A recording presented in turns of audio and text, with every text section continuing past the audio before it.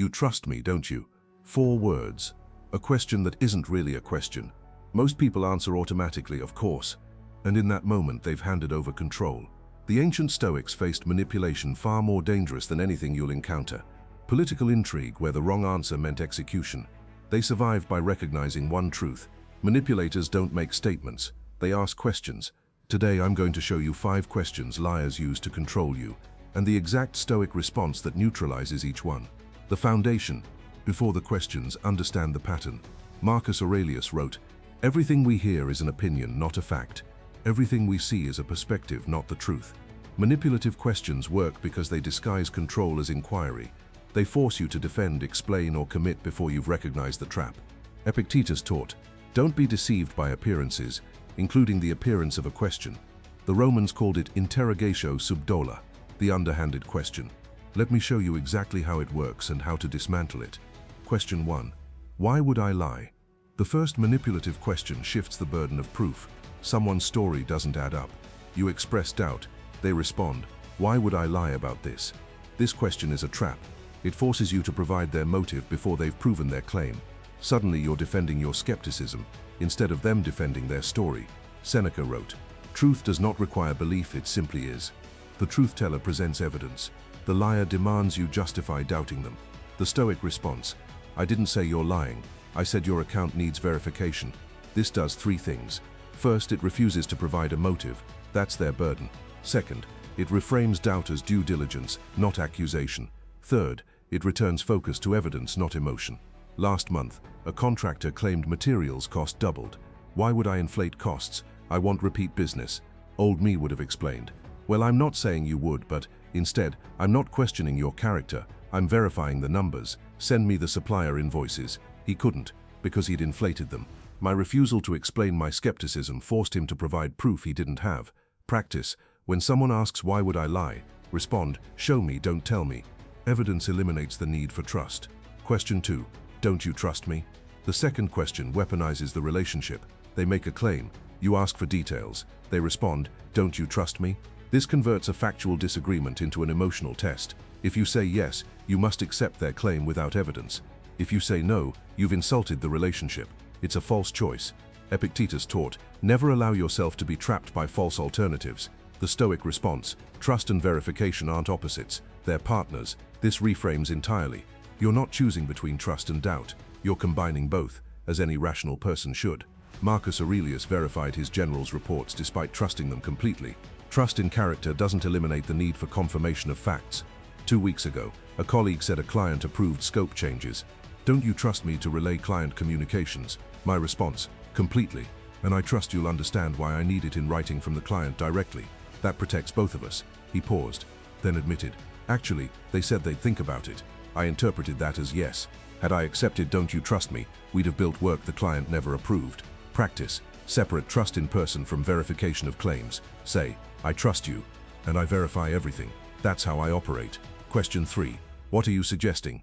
The third question makes you state their guilt. You point out inconsistencies. They respond, "What exactly are you suggesting?" This forces you to make the accusation they're guilty of, allowing them to act offended rather than address the inconsistencies. Seneca wrote, "Truth does not need to accuse, it merely needs to illuminate." The Stoic response, "I'm not suggesting anything, I'm noting facts. Your story changed from X to Y. Explain the difference. You don't provide interpretation, you present data and request clarification. This keeps the burden on them." Last week, someone's timeline of events shifted.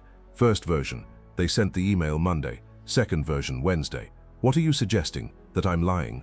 My response, "I'm asking which version is accurate. You said Monday in our first conversation, and Wednesday in our second. Which is correct?" Forced to address the inconsistency, not my supposed accusation. They admitted, "I guess Wednesday. Monday was when I meant to send it." The inconsistency revealed procrastination they'd been hiding. My refusal to suggest anything made the truth emerge naturally. Practice. When asked, "What are you suggesting?" respond, "I'm observing specific inconsistency. Help me understand it." Question 4. When did you become so paranoid? The fourth question attacks your judgment. You notice red flags. They respond, "When did you become so paranoid?" This pathologizes reasonable skepticism. It suggests something's wrong with you for noticing what's wrong with their story. Marcus Aurelius faced this constantly. Advisors would question his caution. "When did you become so suspicious?" His response, recorded in Meditations, "Caution is not cowardice. Observation is not paranoia. The Stoic response: I'm not paranoid, I'm attentive. There's a difference. Then state specifically what triggered your attention. You've changed your story 3 times. That's not paranoia, that's pattern recognition. A month ago, someone's financial projections kept shifting. When I questioned the changes, wow, you're really paranoid about this, aren't you? My response: no. I'm noticing you've given me 4 different revenue estimates in 2 weeks. That's not paranoia, that's data. Which estimate is actually researched? Turned out none were. He'd been guessing, hoping one would sound convincing. Practice. Don't defend your judgment. State the observable facts that triggered it. Not paranoid, observant. Question 5. Can't you just let this go? The 5th question reframes persistence as unreasonableness. You keep asking for clarity. They respond, can't you just let this go? This suggests your pursuit of truth is the problem, not their evasion of it. It positions you as difficult when they're being dishonest. Epictetus taught, when someone tries to stop you from seeking truth, you've found something worth seeking. The Stoic response: I'll let it go when it's resolved. It's not resolved. Simple, clear, no apology for due diligence. Seneca wrote, persistence in truth is virtue. Persistence in error is vice. Your persistence is virtue. Their evasion is vice. 3 days ago, financial discrepancies in a joint project. Partner kept saying, can't we just move forward? Why are you stuck on this? My response: we'll move forward when the numbers reconcile. They don't reconcile, so we're here until they do.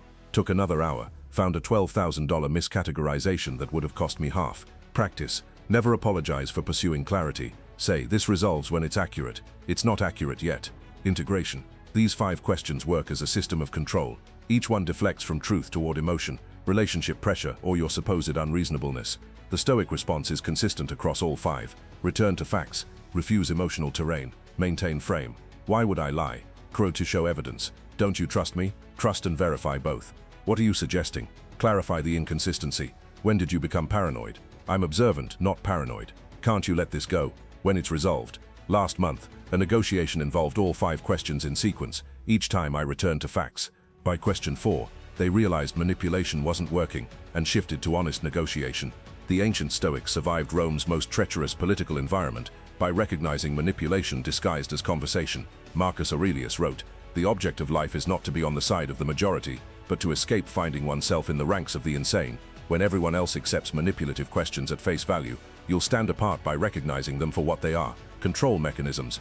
These 5 questions appear in relationships, business, family conflicts, everywhere humans try to avoid accountability. Now you recognize them. Now you know the response. Don't defend, don't explain, don't accept false premises. Return to facts, every single time. Epictetus's final teaching: it's not what happens to you, but how you react to it that matters. These questions will come. Your Stoic response determines whether they control you or fail completely. Which question have you heard this week? Comment below. Subscribe to Stoic Forge for wisdom that protects you from the manipulations ancient philosophy exposed 2,000 years ago. Share this with someone trapped in someone else's false questions. Remember, truth doesn't need manipulation, only lies do. Thanks for watching. I'll see you in the next one.